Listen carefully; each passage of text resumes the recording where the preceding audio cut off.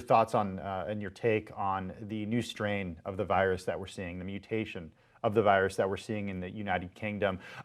We are learning that it is likely more contagious, more infectious. Give us what you know and how concerned we should be about it actually making its way to the United States, which researchers say it's probably here. So you have to remember that all viruses mutate, especially viruses like the coronavirus, who have their genetic material made of RNA. That's sort of what they do. And this virus has been mutating since it jumped into humans. And most of those mutations don't mean anything. They don't change anything functionally with the virus. There are some that may occur in parts of the virus's genetic code that could make it more contagious. And that's what we're worried about with this strain, because what happened is at the same time the United Kingdom saw a big upswing in cases, this variant started to dominate the strains that they were isolating. And that's why people are thinking, could this be something that's more contagious? And it's been shown in the lab to have some characteristics associated with more contagiousness.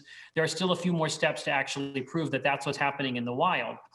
But the other point about this strain is people were concerned or whether or not our vaccines would be robust against it. And all the evidence so far looks as if our vaccines are going to be fine with this strain. Because remember, a vaccine induces a broader base of immunity, and the virus can't just kind of wiggle out of that very quickly. It's not just one type of antibody, but many types of antibodies, as well as T-cell immunity that's induced by the vaccine. So I'm not at this point worried about the vaccines losing their efficacy against this strain.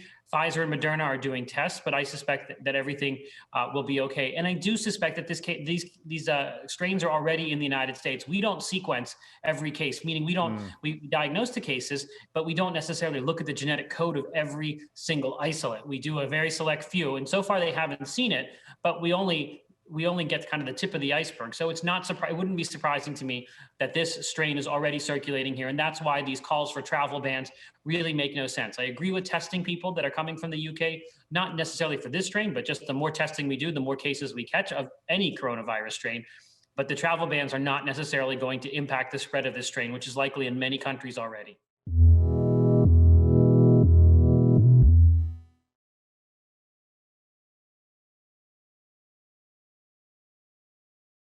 The biggest stories the moment they happen from around the globe. Subscribe to Bloomberg Quicktake now for insight in an instant.